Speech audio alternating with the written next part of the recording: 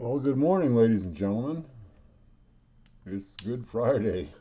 I I forgot the market was. I got up this morning, logged in, and I was checking. My nothing was working.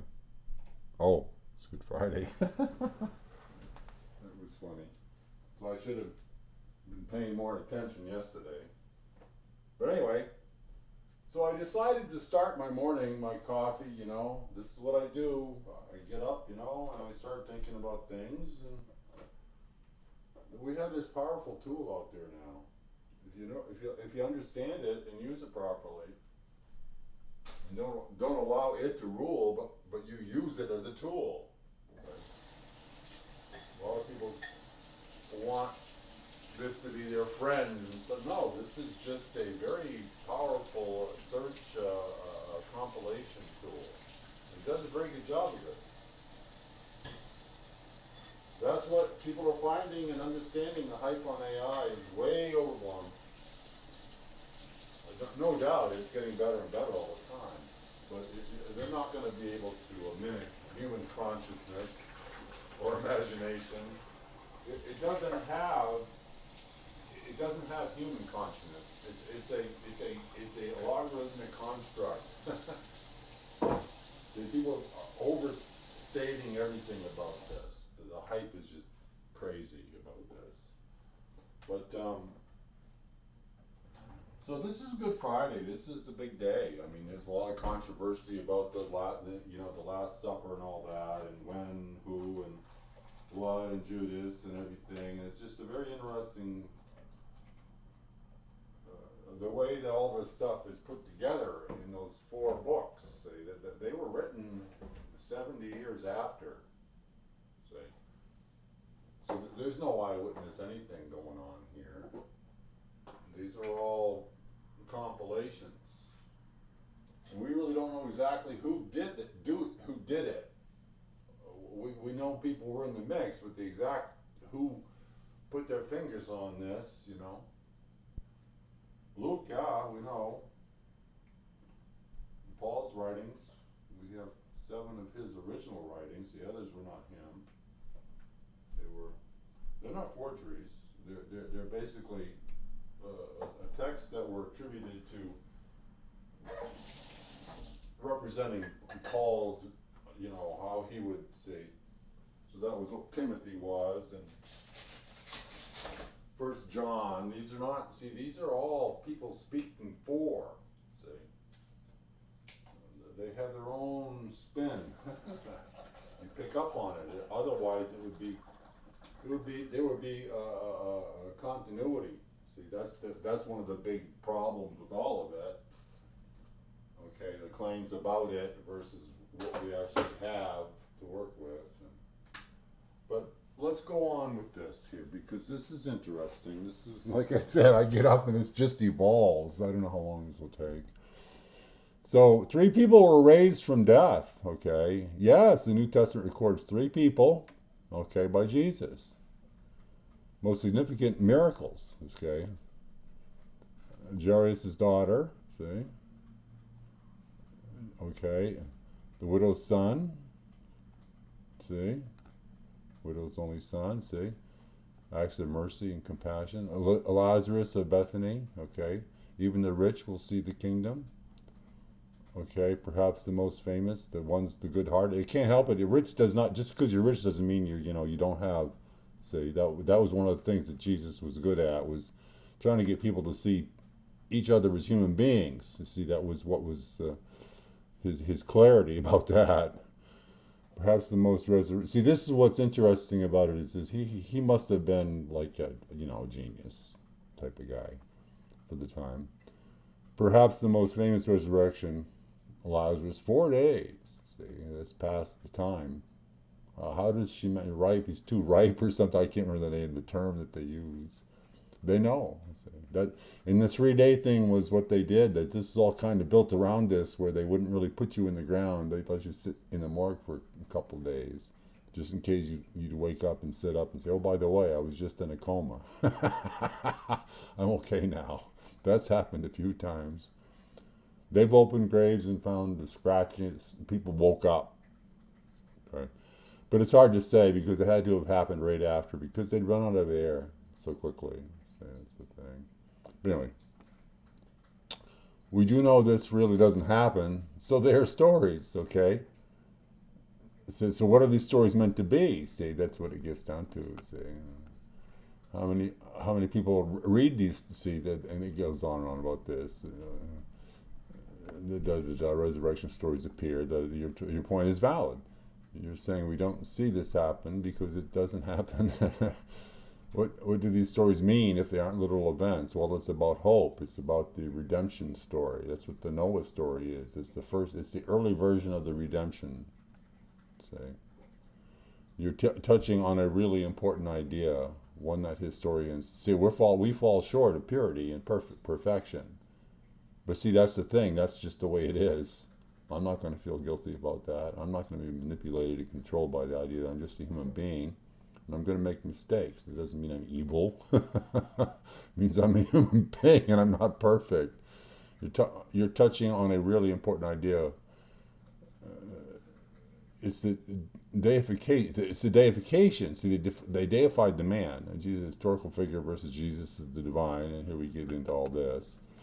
Say, charismatic teacher and all this stuff. See, his status shifted from say to say this is what it was. See, now the Messiah is okay. Is not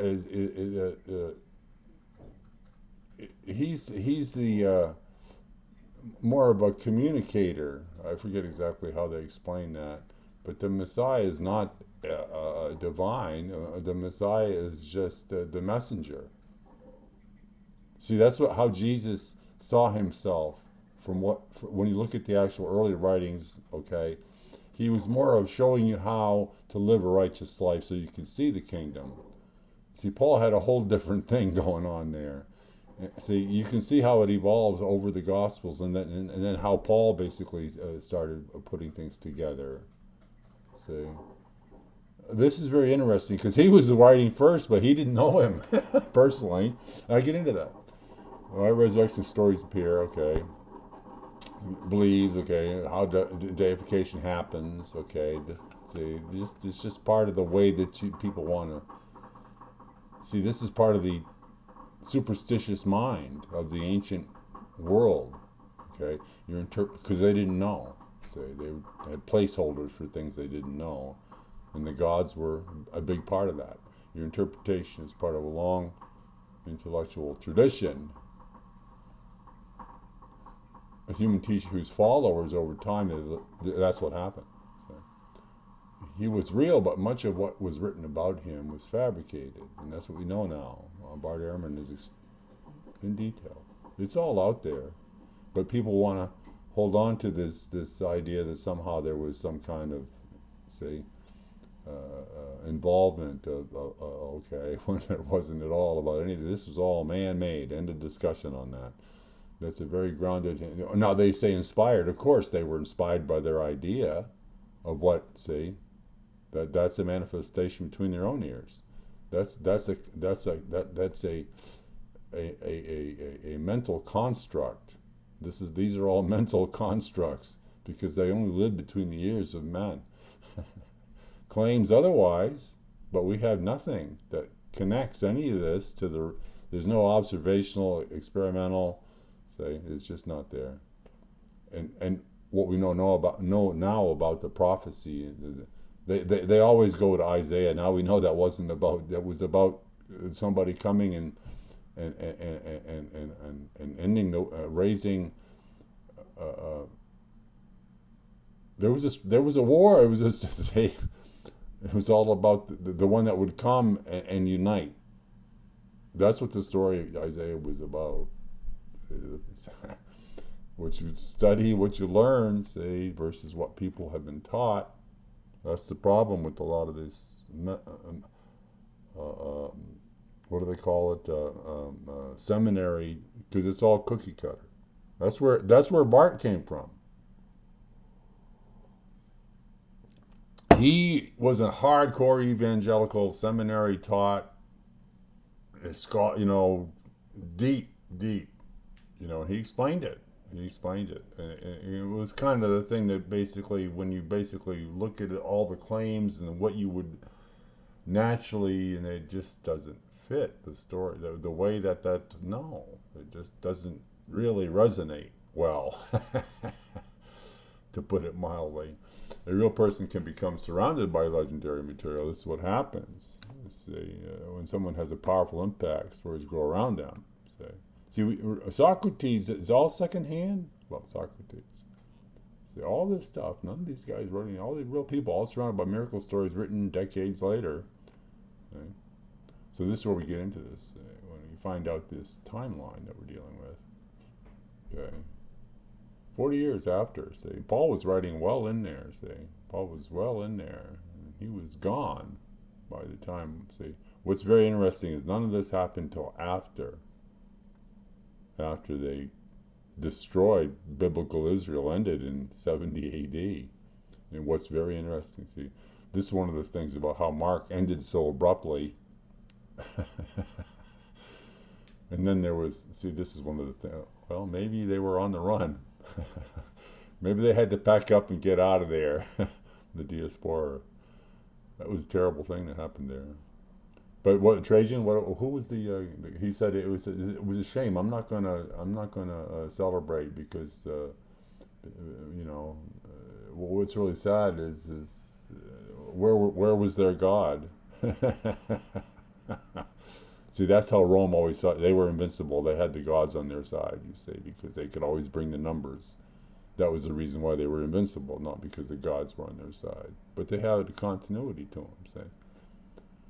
When you study the actual Roman legions and the belief systems that were in there at the time, Mithraism, that was big. That's what's very interesting about that. That was, see, and Constantine was a very imaginative and intelligent man. He understood what he needed to do to create cohesiveness and continuity. And the key to that was to get all the legions kind of, you know, find a way to tap into what the general consensus of the legions was. So when you study, that's very interesting how that all weaves into everything. But that's a different discussion, so I want to keep going with this. I'm making my second cup of coffee here. But so I keep talking about Bart. I can't. Him and Megan. They go back and forth a lot, and he's got this other guy he goes back and forth with now. He's getting interviewed a lot now. He's not at the school anymore. He's retired, so now he's free range. So he's no longer bound to any kind of. So he had shackles on him to a certain degree because he had a responsibility to the school to represent himself in a certain. See, but now he can just go ahead and just run wild, untethered, like I am. I've been untethered all my life. Most people can't say that, for very bad reasons why that is for me. Because that was not normal. My life was not normal. Let's just put it that way. So I learned a lot of things early that most people don't even pay attention to at all. See, this is what miracle stories often serve theological. Not see, this is the other thing too. See all this stuff, these miracles stories woven in. See, multiplying food. There's an interesting story about that. When you think about it, the people they followed him out there. They were in the middle of nowhere. At night was no food anywhere. So it was the Spirit of Jesus that got them to decide to go back to town. Capernaum, I think it was. And they got a bunch of baskets and fish and stuff and took it out there. So one basket became many. One fish became many. See, through the Spirit of Jesus. See, it was the sharing thing that he was into. This is what you learn. Back then, he was a champion of the poor. Nobody paying attention to the poor. See, that's why he was all about, you know, and that's why he said sacrifice everything, because it doesn't matter. Because I'm going to come. It's all going to come. So we had to take care of each other because nobody's going to do it. Okay, we want to get to the end, and then we want to get through it. See, that was kind of how he was looking at it. I think, kind of the way it was framed, anyway. So even the early Christians disagreed about who Jesus was. See. He was a messianic, apocalyptic, okay, figure. Okay, that's what he was. He was. They all thought the end was coming, but he thought it was going to come in his lifetime. Okay, cosmic logos. That's the other thing. The cosmic Jesus that they get into. That's what happened. You see the evolution of the Gospels, how they're written, and how they, as you go from Matthew, Mark, you go down the line, then you get to John, and then you get to the Book of Revelation. Bart does a very good analysis of the Book of Revelation, and what it actually is saying is not very good. That's why I say you kind of, once you start to really dig into this, you kind of see why there's some serious flaws inside of some of this. Your view is historically reasonable. Okay. Uh, so let's get down here. Jesus was self-deluded. He was. He thought thinking he had a special relationship with the Father. He and the Father were one in spirit. That's kind of how he saw it.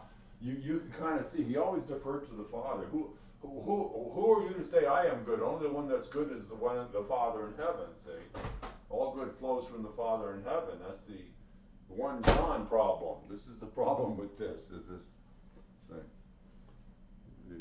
Of course, you can be good without all of this. That's see. This is what's strange about how people seem to think that it's just funny. It's not funny. It's just the way this brainwashing works. So you're raising this perspective that many historians, of psychologists of religion, say may have generally believed. Okay, unique, yeah, that's what it. That's he was always communing. He was always going off, okay, and communing with the Father in solitude. That's what true prayer is supposed to be. Not group prayer and all that stuff that they do. So that he was not into that. He mentions that in the book of Matthew. What the actual function of prayer is to resonate and commune with the Father, not to ask favors and to help this person. No, that's not what that's about. That's about strengthening your connection with the essence itself, whatever that is. Say, and I talk about that in my unified theory of the universe. Your belief doesn't require objective truth. See, people can be. That's the faith. See, the faith thing. It becomes true to you. You believe it strongly enough. I am the Father one doesn't have to mean literal divinity. See, that's what. See, he was just resonating and identified with. See, and thought he had. Okay, that's what happened with Jung. That was the problem with Carl. As brilliant as he was, he had that delusional concept, that little delusional piece to him. See, but it didn't affect anything. He just was convinced. You see, prophetic reading. He saw himself as God's messenger. That's what the Messiah is, the messenger. Say, not divine. Say, most divine Jesus. It was written decades after. Reflects the theory of Jesus' own words. So the Jesus felt very see. This is the whole thing. It's kind of there, even though we know this isn't really what he said. We're just getting a good idea what he was about and what he said from the collection. See, we have no one authoritarian, solid, okay, source, because all this is written from hearsay. Oral legends. So that wasn't, and then finally they decided to write this stuff all down, but they didn't do it till after the Romans invaded. That is so suspect. Then yes, that's a legitimate historical hypothesis, but it's also possible. See, that's the thing. The mark. See, the mark was, like I said, the progression to the cosmic Jesus as you go along the line in the writings. And then you get to the Book of Revelation, which is completely out there. Divine identity may have been layered onto a very human teacher. Absolutely, that's what they do. They deify these people. So many scholars argue, okay, this is it. See, that doesn't diminish his impact. It just frames him as a profoundly human figure, which is who he was. They all thought, and he said he'd be back in their lifetimes. This is where we really get into it. Seems to see lived with a powerful sense of urgency. See, there was this urgency about them. It's they were in a hurry. Paul was in a hurry to save as many souls as he could. The apostles were out there spreading the good news, trying to save as many souls as they could. And we don't know how they died. All kinds of stories, but there's no corroborative evidence for any of these claims about what happened. We don't really know. We don't even know how Paul died. We know he was executed. And Peter, the story is he was hung. That's Peter, the 1 Peter, whatever it is, the story of him hanging upside down. Because he didn't feel worthy. You say, no, that's all made up. So we don't have any corroboration for any of that. And because Paul was a Roman citizen, he probably was given the Roman execution, which is the beheading. So that's the Roman way. If you weren't a Roman, then they could do anything with you. It's a brutal time in history. That's why Jesus' message resonated, because he was trying to get everybody to understand that the poor are not going to be handled or taken care of. Nobody cares about them. See, so that he was championing the vast majority of the people. They had to take care of themselves because they had to share what they had, because see that was just survival for that's the Good Samaritan story. Bart gets into that. I'm going to watch his video later, his most recent one. He talks about all of this. Jesus himself seems to have expected the end soon. Yes, he did. This generation will not pass away until all these things have taken place. See, in other words, the transition won't happen until everything, okay? So all that he's saying, some standing here will not taste death before they see the kingdom of God come with power. These statements strongly suggest he expected a dramatic divine intervention within the lifetime of his listeners. See, this is key to the whole business. See, what's written and then what people preach. See, this fits perfectly with the worldview of many Jewish apocalyptic teachers at the time. That's what he was. His followers clearly believed the same. So, this is the thing about Paul. The earliest Christians didn't think they were starting a long-term religion. They thought they were living in the final countdown of it. See, this is the whole, once you start seeing it through the way they were looking at it and how it was written, that's why you can take this verse and that verse and pull it out and then make all kinds of ideas about what it means. But when you actually put this together in context, reading comprehension skills versus what people claim things say, that's what Bart's good at. And that's why a lot of people don't particularly care for him. But it's the fundamentalists that don't particularly care for him. Most actually don't have a problem having a back and forth with them. A lot of the Catholics actually enjoy. They're so into their own thing, it doesn't make any difference because you're not going to change their mind anyway. Paul's letters say not to marry because time is. See, this is the big tells on all this. We who are alive will be caught up, meaning he expected to be alive when the end came. So he caught up in the end time, the actual say cataclysmic event, which has happened every 12 and 6,000 years. We have a cyclical thing on the earth. And that's why all these crazy things, the electric, the lightning, see the storms, the weather, crazy what say.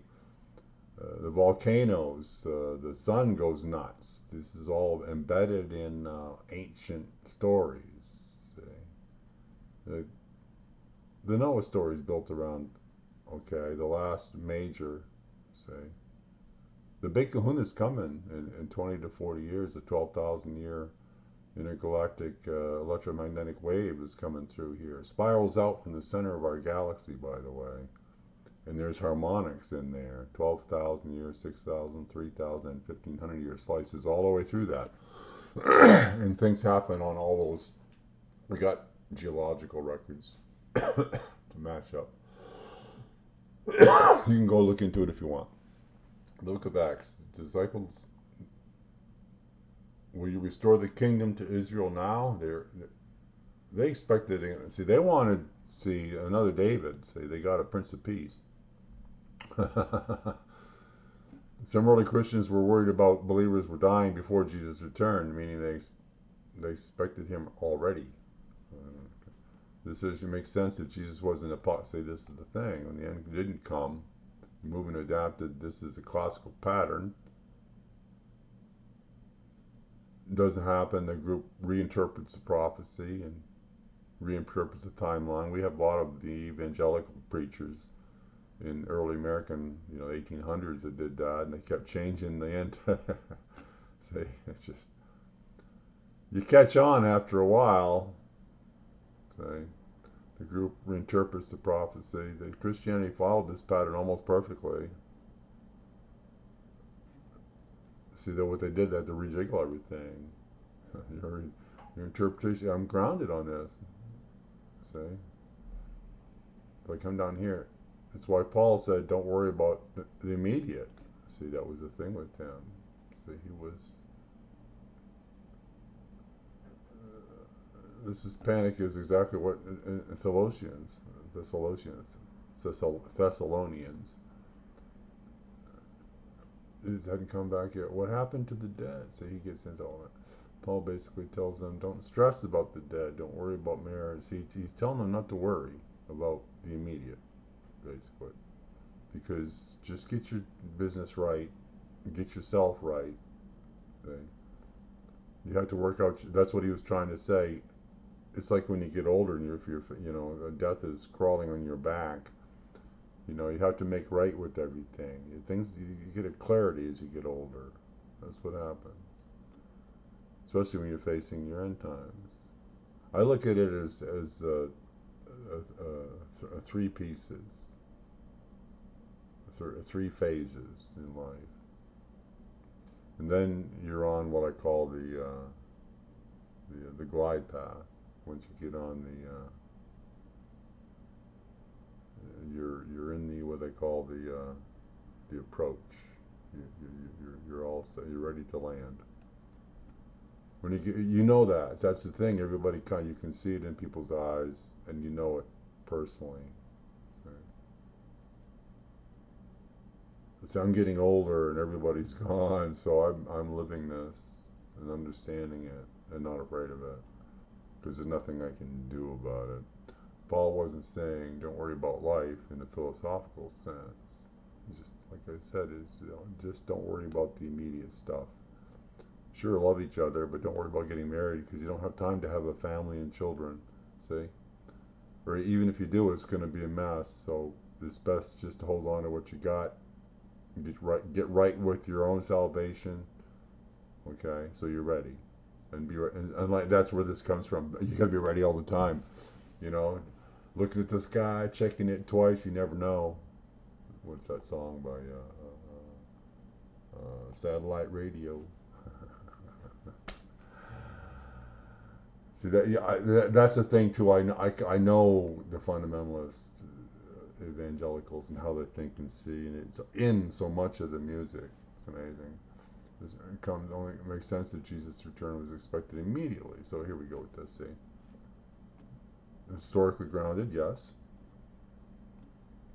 This is a very now we're getting into it. It's mostly ignorant, superstitious culture, but I don't mean ignorant in a way that it's derogatory. They just didn't know much. They didn't have critical thinking skills. They didn't have history. They didn't have an education. Almost all of them could not read. Very, very few could actually read. And if you could actually write and read, you were seen as some kind of god, for lack of a better term. I mean, everybody gravitated to you, see, because they wanted to learn from you. Whatever it is you were willing to teach them, you say. They would just lap it up. Because that's just the way it was back then. Falling was an easy thing for them. There was a way to frame it. The ancient wasn't. It was pre-science. See, that's the whole thing. People didn't have any of this. They didn't have any of this. So they interpret everything through their perceived spiritual instincts, as opposed to understanding the rational reasoning, deductive logic that they needed to use. And like I said, once things didn't fit in their immediate ability, they would just use a placeholder. They use a god or a curse or something like that to explain something. This wasn't stupidity. It was only it was just see, this was the thing when you study the evolution of the human mind through history. See, intelligence has been there a long time.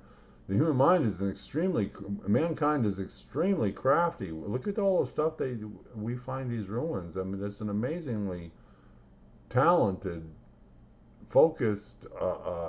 There's a serious logic going on, and ability to perfect technique. And that's what they ended up with, tried and true over time. The trial and error method. If you live through it, then you didn't do anything too bad. That's the way it worked. That's the way it all worked. What made sense, if you were on a reasonable, rational, deductive reasoning using good logic, you would survive better than the rest. Okay, but then you had the power structures. And the most dangerous thing to be is right when the people who are ruling over you are wrong, as Voltaire put it. This wasn't stupidity, it was the only friend. Okay. See, when you study this, well, put yourself in the place and time, and what was the actual culture like? What was it like to be a person then? If you were just there. I love that scene, not the scene, but the way they did the thing with Stargate, when they went and they met the primitive peoples and how that all played out. I mean, that's kind of the way, and they were goods, and just people, human beings, but they had a strange way of looking at things. Science fiction, So Jesus' message fit perfectly into that psychological landscape, see? Now look for all this, meaning hope, cosmic, coming rescue, see? Enormous influence, in those days. See, John the Baptist was probably more pivotal when they actually look at it. He was preparing the way. He's an amazing guy. Locust and honey. Come to find out, you could live off that shit. Many gathered following Jesus group just happened to survive.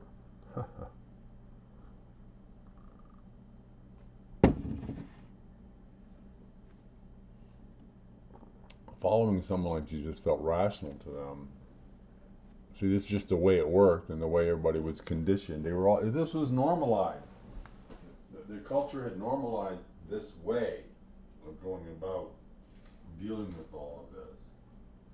It had developed. It had been crafted, enhanced, and developed, and perfected over long periods of time. Yeah, it's a long time. When you look at, when you go back to the earliest known cultures, the Mesopotamians and all that, and we're finding all kinds of stuff that's so old that it's just blowing out what we actually thought about how the dividing lines were in the ancient world. There seems to be a lot more sophistication, even though we don't have hard evidence. We're now getting more what I call cross-referencing that is showing that there was a lot of sophistication going on before we thought it was going on. Even some pre-writing, there was a primitive writing before writing type of thing. And how long that was going on, we don't know. So we're learning more and more as it goes. See, that's what happened. They would gravitate to this. It was the group think, the comfort of the crowd. got them to follow him all the way out in the middle of nowhere there to the point there was no food, and they weren't dumb. They were interpreting reality with the tools they had. It was just where they were at that moment in on the historical timeline. Here it is, community meeting. See, that was the whole thing about it, is that nobody was taking care of the poor. The lower class was huge, and nobody sees this was a way for the lower class, okay, to organize itself. It served a valuable function. It was attributed to some divine deity as opposed to just deductive reasoning. I don't know how to explain this. It told people their suffering mattered. It's like that. I like that. You would be, even though it seems like it's a waste, it's the price you pay to see the kingdom. Okay. It gives you solace to endure, I guess. When you really think about it, that's the hope thing. The hope. Okay. You're right about this. Superstition was rare. The normal, that was rare. Miracle stories, easily. They didn't know better. They did not understand enough to make real sense of things. They lived in a world without the intellectual frameworks, okay? They didn't have the conceptual tools. They just didn't know. Right? Well, it's a curse. Get an illness, it's a curse. They had no idea. They get these crazy dreams and visions, they think that some god is talking to them. That's what a lot of these people do. They believe their own visions and dreams, equate them, attribute them, the cause. They attribute a cause outside of themselves.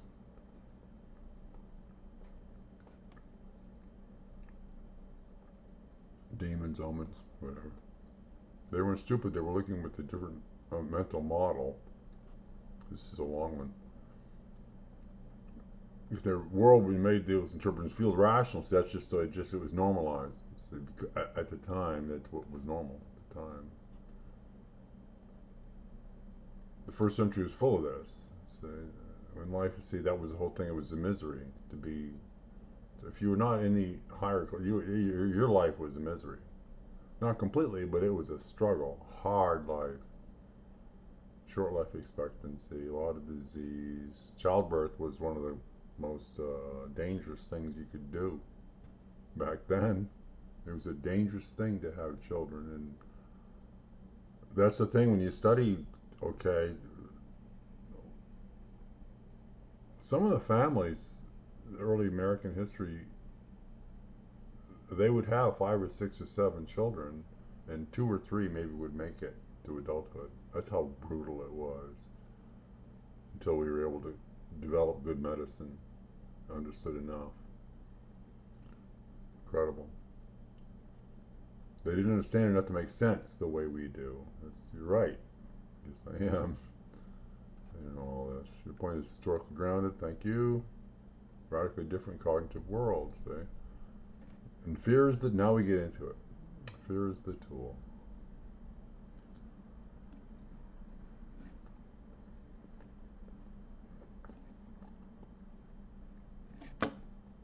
Especially important for understanding why early Christianity spread. Constant threats. See, fear was in fear. See, when you don't understand, that's where fear comes from. Understanding, lack of understanding, allows fear to persist.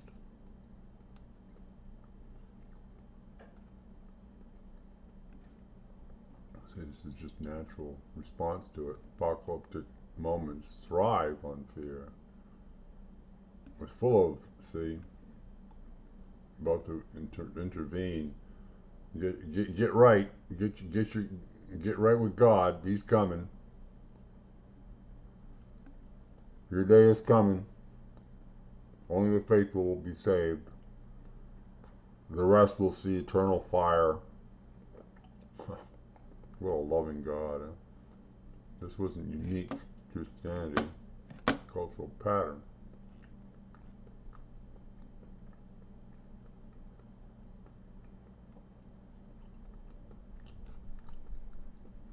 See, this is the thing. Fear combined with hope. Fear of judgment, hope of salvation. See, this is just very, very fear of chaos, hope of becoming kingdom. Fear of suffering, hope of eternal life. The emotional pairing is incredibly powerful. It is. This is what it is. This love and fear live in the same place in your mind. There's a very it's separated, but it lives in the same place. You have to keep it separated. People didn't have the tools to analyze fear critically.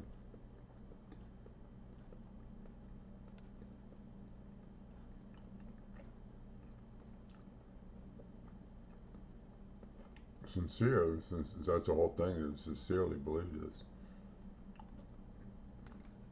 Historically grounded.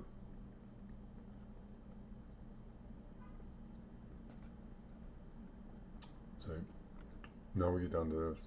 Eternal life is quite the sales pitch, as I said. But as I said, the people Jesus raised would have been, that would have been something everyone would have been interested in. The word would have spread like wildfire. And this is the thing. You're hitting one of the biggest historical puzzles, and there's no puzzle here to me. Had literally raised, okay, exploded with attention, see. That's the whole thing the emperor would have known right off. There would have been, everybody would have, who would, say, once the word got out, and the actual person was walking around, and many people could claim, this would have been massive news. Small time news traveled fast. See, it was a word of mouth. It was just within days. See, it doesn't take long to travel around in that region. You know, you take a couple of days to get. See, the next thing you know, it just spreads. Spread like see, like I said, the silence is deafening. See, no, this is what it is. If someone came back from the dead, it would spread like just not locally, but across the entire Roman world. Yes, no Roman historian mentions it. No Jewish historian mentions it. No contemporary source mentions it. Even the Gospels disagree on the details. That silence is deafening. Raised, never appear again. See, this is the name. Most famous name in Judah, gone. See? After John 11, he disappears completely. Suspicious. Miracle stories were common. Raising the dead was a standard literary trope for holy man. Claims. Eternal life is a powerful sales pitch. Absolutely. Not because the miracles were real, but because the message hit deep psychological needs, desires, wants. You don't always get what you want, but reality is what it is, and that's what you're going to get, regardless of how much you don't want it. You can run, but you can't hide from reality. You can make believe it's not there, and you can live in a selective reality. But it is what it is, and that's the way it is. That's one of the most freeing ideas. Is you just accept it. Acceptance is. That's what the song Hurt, Johnny Cash. It's all about acceptance. All the way down the line, when it's appropriate and when it's needed, and see certain things you have to accept, and certain things you can't accept until you're ready to. Some things force themselves upon you. Some things you have to grow into. If Jesus really raised people, everyone would have known. And independent public see nothing. Strongly suggests these stories are later theological embellishments. Yes. 70 years after, of course. They communicated, see. As the chart shows, all these accounts were not eyewitness, but handed down stories 700 years after his life, see. So this is what's so glaring about the whole business. 70 AD. Right when the Romans were invading, destroyed biblical Israel, and everybody scattered. They killed what? We don't know the numbers for real. Massive death and destruction. So look at this. You get, Mark, okay, and then you're getting to a century. You're getting into the century. We don't know. They look like about the same time. One was a little bit earlier than the other, but we don't know for sure, see. And then John was way past. And then the book of Revelation's a different John, I think it's 20 years after this was written, see. And you can see the progression of the characterization of Jesus all the way through, from just teaching righteousness, and then it just goes on and on to the point where he's in Revelation, see. These are not first-hand accounts. They are oral traditions. 40 to 80 years is multiple generations of storytelling. See, because they died young back then, basically. Jesus had literally raised people from the dead. The earliest sources would have mentioned it. Paul, this is the big one.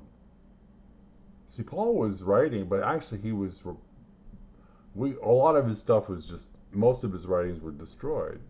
But this was 2 to 3 years after. He started his whole thing 2 to 3 years after. And then he started his thing and writing. We got, okay, these letters and stuff. Okay. And the gospel existed before, see, and he knew Jesus' followers personally. Yeah, he never said anything about any of this. Not once did he mention, this would have been front and center in his whole scheme, see. Not once. If those events had actually happened, Paul would have used them constantly. See, this just, see, his silence speaks volumes. Okay. The pre-literal culture, pre-literate culture, this is what happens. See. Exactly when miracle stories tend to crystallize. See. Your point about wildfire, exactly what historians say. All this, reiterating the same thing. The Gospels are theological narratives, not eyewitness reports. Your reasoning is historically sound. Okay, now we get down here. Paul, the earliest Christian writer, never mentions Jesus raising anyone from the... Bingo, case closed. See, that's the whole thing. That just seals it right there. That would have been, he would have been pushing that. And probably, seeing if those people had been, maybe some of them would still be, or their kids or something would have been around. See? Paul wrote long before. Yeah, Paul never mentions any of this. Never mentions any of that. Almost entirely, that's it. It's structural. He's trying to create, he created his own thing. What Jesus was actually teaching, and what Paul was teaching, had common elements, but it was a different theology. Bart explains this quite well. Paul does mention resurrection, but only Jesus. See? Exactly what we expect, say, will develop later. And the Gospels contradict each other because, see, all this historically sharp. Thank you. So he never met Jesus except in a vision. A few years after the passing, he was well aware of what was being said. Paul never met, okay, a vision. Non-historical. See, all this stuff. See, he's just completely. See, that's it. Always aware. See, this is when you kind of know. It reiterates the same stuff over and over again when it makes this point. So it's not really human here. It has it's following an algorithmic pattern. Okay. Exactly right, Paul. See, traveled constantly. He was on them. He was saving as many souls as he could because he was in a hurry. Not once. See, the miracle stories develop later. Yes. Thank you. Your conclusion are historically grounded. Thank you. That's what I do. Okay. There are many explanations for the empty tomb. None are consistent. And there are plausible other reasons other than, okay, him being raised from the dead. It's not a slam dunk, okay? This is what happens here. The accounts contradict, don't mention it, and multiple plausible natural explanations. Never mentions an empty tomb. Paul, see, that's the thing. The empty tomb story was known early. Paul would have used it constantly. The story developed. See, Paul was killed 60, 65 AD, whatever. And then all these Gospels were written after. See? The Gospel accounts contradict each other. When they went, who went, when they went. See? I get into this down here. Whether they told anyone. See, this is the whole thing when you study. Bart Ehrman gets deep into this. Anybody who wants to look into this. Hitchens gets into it. See? Hitchens I found some of the error. He's almost always right. He's not exactly 100% right in everything. In some of the things that he says. But he mentioned this quite readily. There are multiple natural explanations. Bodies were often moved later, say, to a common grave. Say, body was relocated, whatever this is here, and this would explain why no one knew where it was. See, and that's the story they wanted to avoid. So they wanted to keep it away from the people. They want riots and stuff. This would explain why no one knew. They went to the wrong tombs, is the thing. Just were never placed in the tomb at all. See? It's symbolic, not historical. So it doesn't really fit. The tomb story was created to counter early critics. An early opponent said his body is still in the grave. Christians might respond with a story of an empty tomb. Whatever. The empty tomb appears only in the later Gospels. That's the thing. And all this is exactly what legendary it looks like. Say the early tomb is not mentioned by any of these people. Arisen from the dead and left an empty tomb. Someone outside the movement would have noticed, but no one did. So your conclusion is historically grounded. Okay. Well, you down in here, the family would have begged for the body to care for it properly. See, that's what would happen. They would want the body. They would take the body, they bury it in a temporary grave, and I guess once the flesh had basically rotted off of the bones, they'd clean the bones and put the bones in the box and put it in the family plot, or all the bones of all the family people. This is the way they used to do it, from what I understand. So that's what the family would have wanted. And remember, Pontius Pilate's wife was very friendly to them. He didn't really have a problem with them. And I guess she was friends with a lot of the Christian women. I guess, just think about it. Maybe they went and they pleaded with her, and she went to Pilate and says, okay, fine, they can have the body. It's fine. We won't leave it out there. I understand. It's not going to cause any harm. There's no riots anymore, so why not? See, that makes sense, doesn't it? First century Jewish culture, family responsibility was huge. See, that's what I learned about this. The ancient Jewish ways.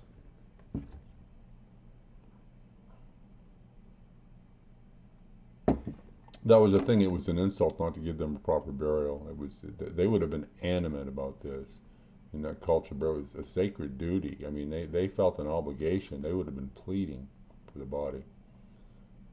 The family was responsible for it. So That's the thing. There's lots of stories. See, the common things we put in, they were crucified, and they'd leave the body up there until it rotted off. Picked okay, and then they would, whatever was left, I guess, they threw in a common grave. That kind of, you know, I don't know. See, there's so much we don't know about all of this. Would have begged for the body. This I do know. Even prophecy, I would know. This is just part of it. Was brutal. Was meant to shame. Bodies were often left on crosses. Okay, or thrown into common graves, like I just said. Families were usually denied. This was part of the punishment. So it was punish the perpetrator and whatever social connection they have. Certainly making an exception for Jesus is historically unlikely. Later theological addition, yeah. Nowhere else in the history. See, he's introduced suddenly out of nowhere. Solves the burial problem. See, this is the thing, when you actually think this through, simple, embellish the story. This is exactly how legendary development works, yes. This fits Roman practice. See, if Jesus was placed in the convent, then the family wouldn't have known where. Your point about family is a major historical clue. Okay, so your reasoning is historical solid. Thank you. So that's where we get. That's where I'm at with this. This is 56 minutes. My unified theory stuff, over an hour when I do these. But this is basically what we know about all this. All right. And I strongly suggest just give Bart a chance, because he's thorough, and it's just not him. And like I said, there's nothing particularly wrong with the what I call philosophical Christianity. It's the fundamental Christianity.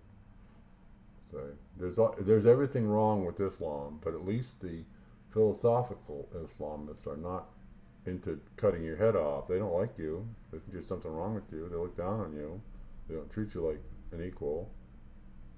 But they're social animals, so they're very. It's amazing. I know a lot of them. A lot of them very friendly, amiable types. You know, they have a nice way about them, especially the ladies. And they're fun to talk to. They find me curious, I guess, because I'm curious about them. I have a guy down here. We're buds. We're buds. He's Muslim, but we just get. I can't understand half the shit he says, but it's just his way, his smile. He likes me, and okay, I like you, and we'll just like each other. Who cares? So he knows I'm not into any of it. See, this is the thing. I'm not. I moved past. I'm more like a Ricky Gervais type now, because I understand what this is. This is all about how you decide between your own ears, and some decide to go with predefined stuff, and some choose. See, it's not arrogant to think for yourself. If you're not thinking for yourself, you're not thinking at all. Oscar Wilde. See, and that's the thing about Franklin. If everybody's thinking the same, nobody's really thinking, are they? So the innovation comes from being able to get outside the box and observe from a distance. That's a skill set. A lot of people are afraid to do that. They're afraid of what they'll find. They're afraid of what they'll see.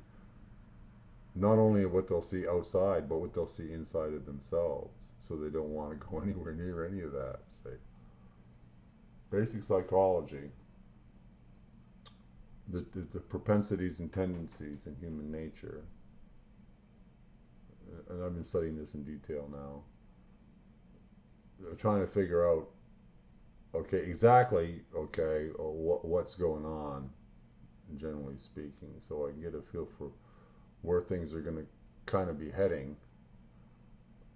Okay, not that that really matters, because I'm just a nobody out here in a nowheresville in cyberspace, but I'm not the dullest knife in the drawer.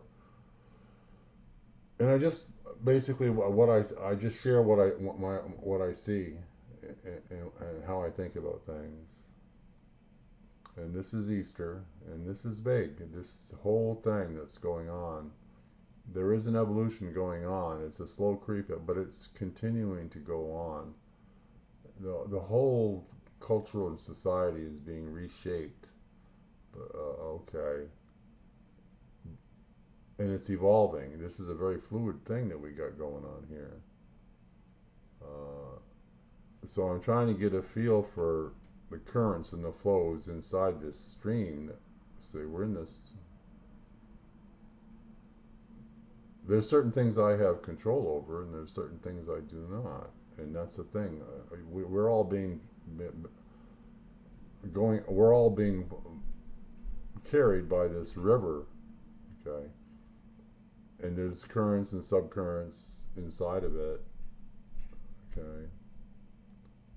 I don't know exactly how to explain this, but once you understand, you're not part of you're separate from it. Say, and that's the individuation thing I keep speaking to. That's not well taught in culture and society. Uh, for obvious reasons. And so I've done some serious talks about that, Thoreau and Emerson and Whitman, and I get into the classic scientific thinkers. They basically go all the way back. This whole method of thinking goes all the way back to pre-Greek, you see, and study the timeline, how this all came to be, and why we are where we are at the moment. See, it wasn't about driving a stake in the ground and circling around it. It was about getting detached from the stake and getting up on the hill and seeing the forest from the trees. It's a really simple meme. Understand awareness is the beginning of understanding. Awareness is defined about your ability to see clearly and to think clearly, and those are skills. And once you do that, you start to individuate properly. See, so they don't want thinkers; they want followers. They want doers. Say, they don't want competition either.